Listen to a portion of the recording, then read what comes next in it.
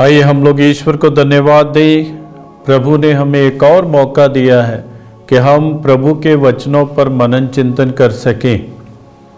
प्रभु यही हमें बताना चाहते हैं कि हम जीवन में सही रास्ता चुने, प्रभु के मार्गों को चुने, ताकि हम लोग इस संसार में भटक न जाएं, लेकिन हमेशा प्रभु की राहों पर चलते हुए अनंत जीवन प्राप्त करें। आइए हम लोग थोड़ी देर अपनी आँखों को बंद करेंगे और प्रभु का जो प्रभाव है हमारे जीवन में उसको समझेंगे और प्रभु के आने से हमारे जीवन में क्या होता है उस पर मनन चिंतन करेंगे। जब से प्यारा यीशु आया, मेरा जीवन बदल बदल गया। जब से मैंने उसे पाया, मेरा जीवन बदल बदल गया। इस जहां की गंदगी से मुझे छुड़ाया, जान देकर मेरा मन मेरा दिल मेरी काया, मेरा जीवन बदल बदल गया। जब से प्यारा यीशु आया, मेरा जीवन बदल बदल गया। रात काली बीत गई है, देखो चमका सुबह तारा। इसलिए मैंने ये गीत गाया, मेरा जीवन बदल बदल गया। जब से प्यारा यीशु आया, मेरा जीवन बदल बदल गया। जब से मैंने उसे है पाया, मेरा जीवन बदल बदल गया। प्रिय भाइयों तथा बहनों, जयघोष में हम लोग पढ़ते हैं कि प्रभु कहते हैं, मैं पापी की मृत्यु से नहीं बल्कि इससे प्रसन्न हूँ कि वह पश्चाताप करे और अनंत जीवन प्राप्त करे। आज हम लोग सुसमाचार पढ़ते हैं, संत यूहन्ना का सुसमाचार 8 अध्याय 1 से 11 वाक्य। यीशु जैतून पहाड़ चले गए और वह बड़े सवेरे फिर मंदिर आए। सारी जनता उनके पास इकट्ठी हो गई थी और वह बैठकर लोगों को शिक्षा दे रहे थे।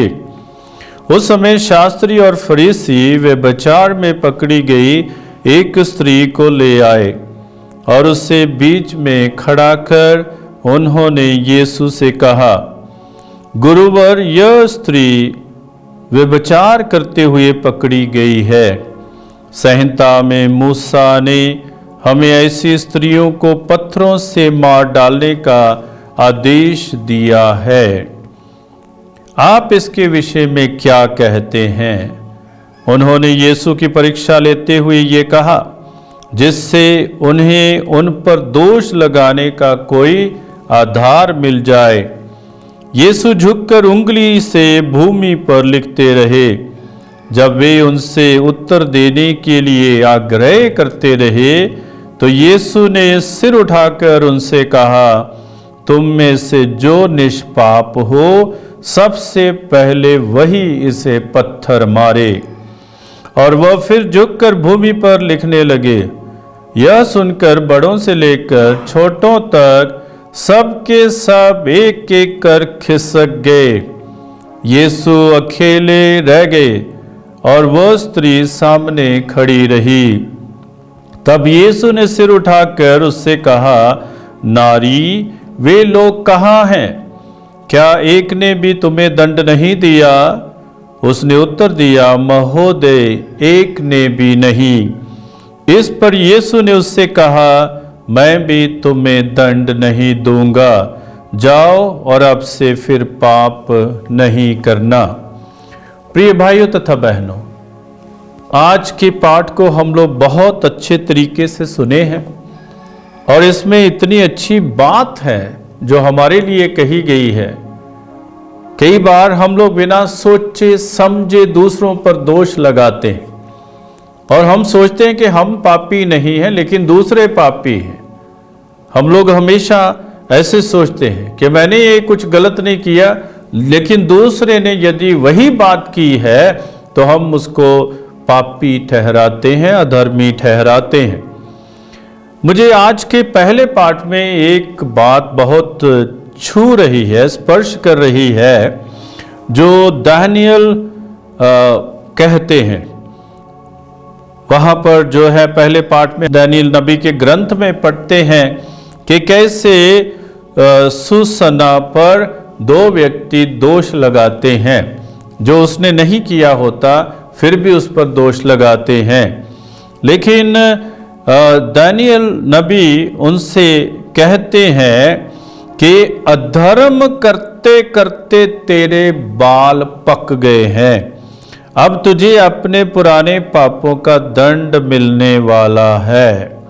तो हमें समझना है, क्या हमारे बाल तो नहीं पक गए? अधर्म करते करते, पाप करते करते, आतंक फैलाते फैलाते, नफरत करते करते, घृणा करते करते, व्यभिचार करते करते, दूसरों पर दोष लगाते लगाते। तो हमें समझने की जरूरत है, क्या हम अधर्म में आगे बढ़ रहे हैं? क्या हम लोग पाप में आगे बढ़ रहे हैं कि या फिर हम लोग प्रभु की शिक्षा को अपनाते हुए अपने जीवन को बदल रहे हैं, अपने जीवन को परिवर्तित कर रहे हैं? तो कई बार हम लोग स्वार्थी हो जाते हैं। जब हमारा स्वार्थ पूरा नहीं होता है तो हम लोग दूसरों पर दोष लगाते हैं। ऐसा करना हम छोड़ें, हम दूसरों पर दोष ना लगाएं, क्योंकि हमारा स्वार्थ पूरा नहीं हुआ है इसलिए हम दूसरों पर दोष लगाते हैं। नहीं, हम लोग सत्य के मार्ग पर चलें। और प्रभु यीशु ने हमें बताया है कि यदि तुम सत्य के मार्ग पर चलते हो तो सत्य तुम्हें स्वतंत्र करेगा। तो इसलिए सत्य को जानने की आवश्यकता है कि सत्य क्या है।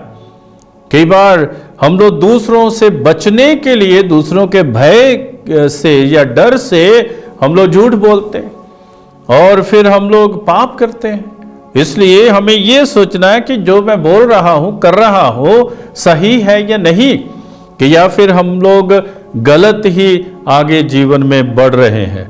जब भी हम कोई बात कहते हैं किसी के विषय में, हमें 3 चीजों पर ध्यान देना है। पहली बात है, जब हम लोग कोई भी बात किसी को कहना चाहते हैं या किसी के विषय में कहना चाहते हैं या निंदा करना चाहते हैं या फिर किसी पर दोष लगाना चाहते हैं, तो हम ये सोचें कि क्या ये बात सत्य है, कि या फिर मैंने किसी से सुना है और मुझे नहीं पता है, मुझे कोई जानकारी नहीं है।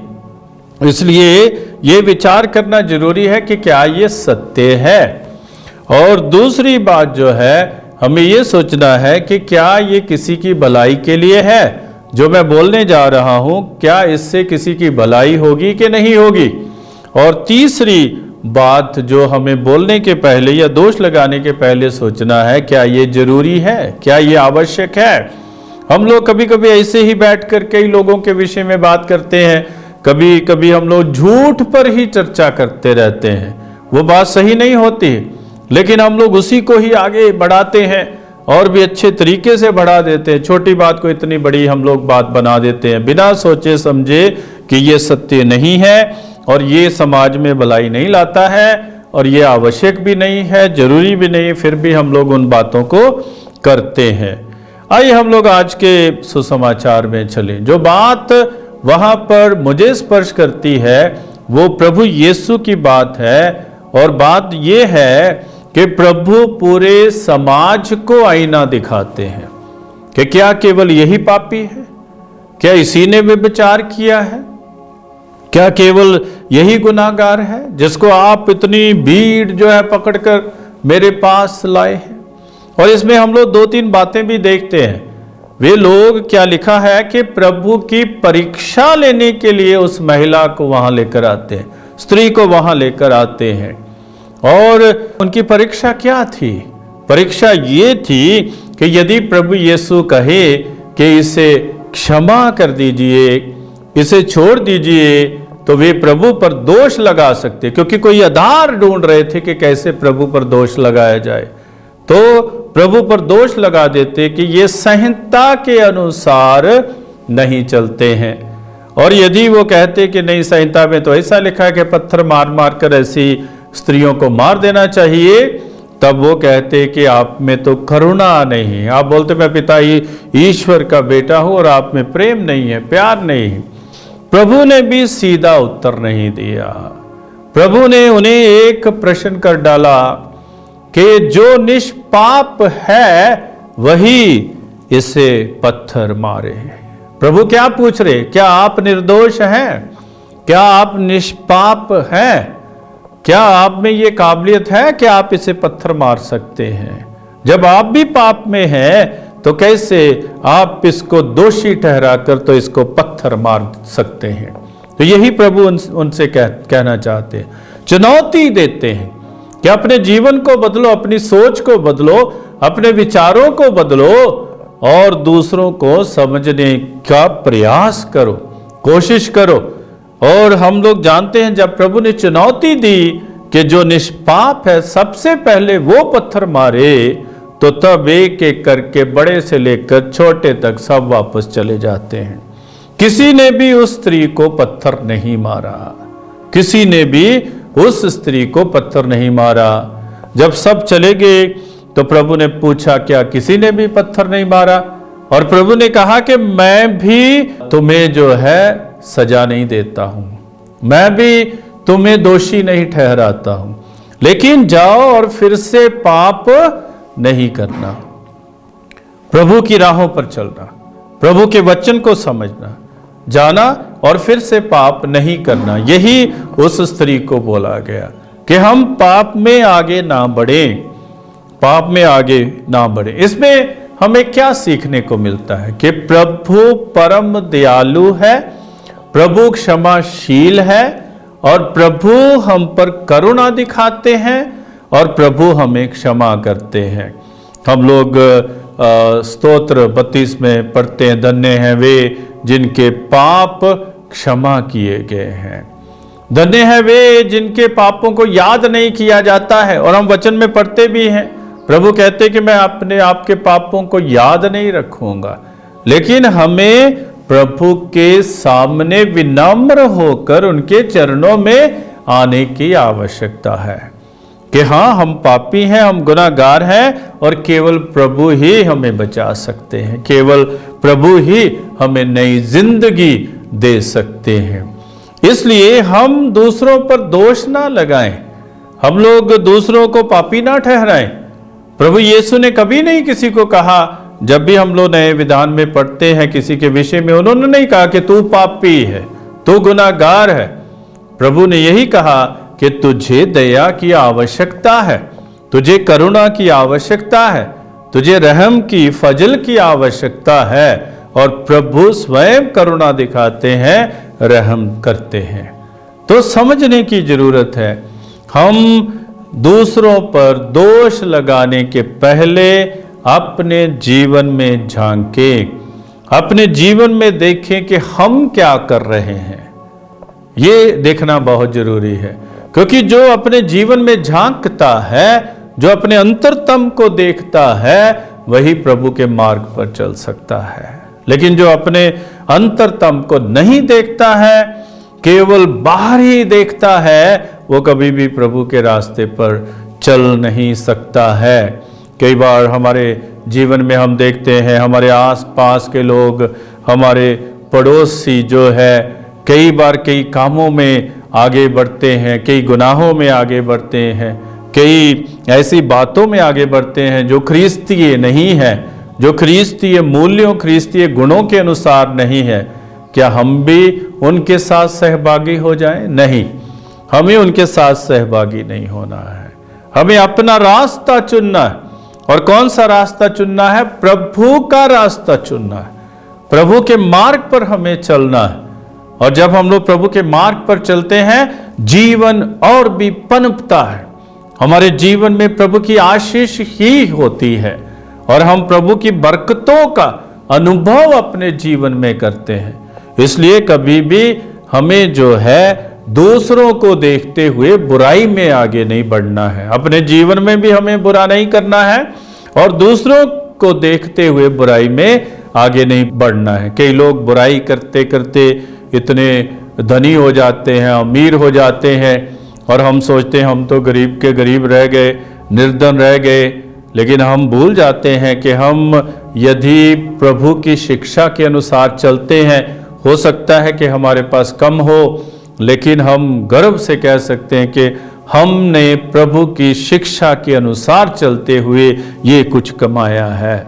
लेकिन जो व्यक्ति बुराई के रास्ते पर जाकर तो चलकर कुछ कमाता है, तो शायद वो उसके काम आए या ना आए, ये तो हम लोग ईश्वर पर छोड़ देते हैं। तो हम सोचे विचार करें कि हम कैसे अपने आप को शुद्ध रख सकते हैं, कैसे अपने आप को पवित्र रख सकते हैं। यही शिक्षा आज के पाठों में हमें मिल रही है कि हम शुद्ध रहें, पवित्र रहें और दूसरों पर दोष ना लगाते हुए हम प्रभु के चरणों में जाएं।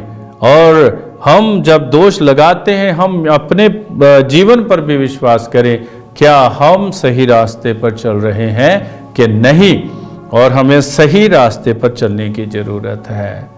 और दूसरों के पापों को, गुनाहों को देखने के बदले में अपने भीतर देखें कि हम कहाँ हैं, हम कितने पानी में हैं और हम शुद्धता में, पवित्रता में कितने आगे हैं। और प्रभु से यही प्रार्थना करें कि प्रभु हमें सही मार्ग दिखाए, पिता और पुत्र और पवित्र आत्मा के नाम पर। आमीन।